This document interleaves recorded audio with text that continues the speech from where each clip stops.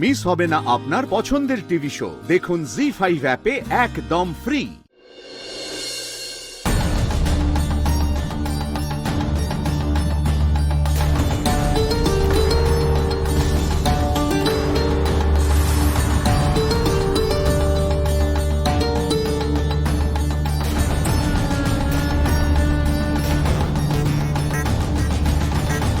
মৎস্যরাজকে উপহার দেওয়া হোক।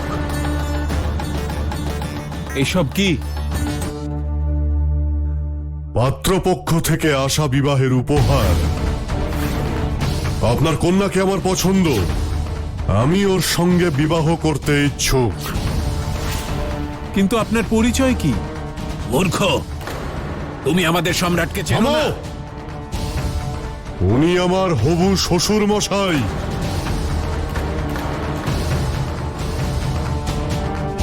ওনার সঙ্গে ভালোভাবে কথা বলা উচিত। ক্ষমা করবেন, আমি আমার পরিচয় দিইনি। কিন্তু আমাকে দিয়েছিলেন। মা, তুমি কি ওনাকে চেনো? হ্যাঁ পিতা, উনি অসুর সম্রাট বানাসুর।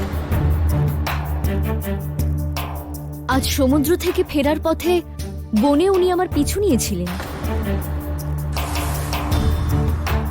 আর আমাকে বিবাহের প্রস্তাব দিয়েছিলেন, কিন্তু আমি রাজি হইনি।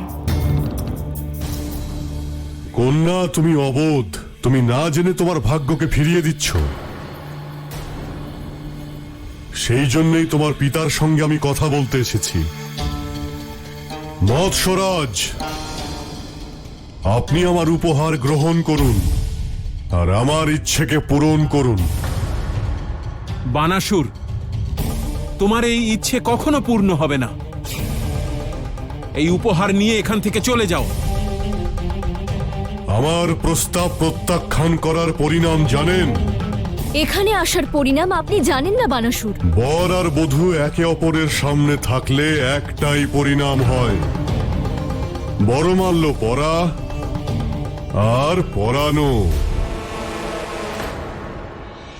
এছাড়াও কিছু হতে পারে। কন্যা,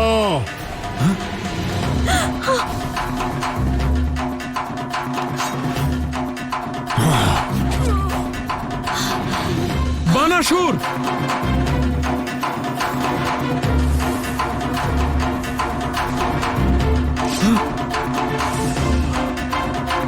মৎস্যরাজ, আপনি আমার হবু শ্বশুর। কন্যাদানের জন্য জীবিত ছেড়ে দিলাম, আর 3 দিন সময় দিচ্ছি। নিজের কন্যাকে আমার হাতে সমর্পণ করবেন, তা না হলে সময় সাক্ষী থাকবে আপনাদের বিনাশের।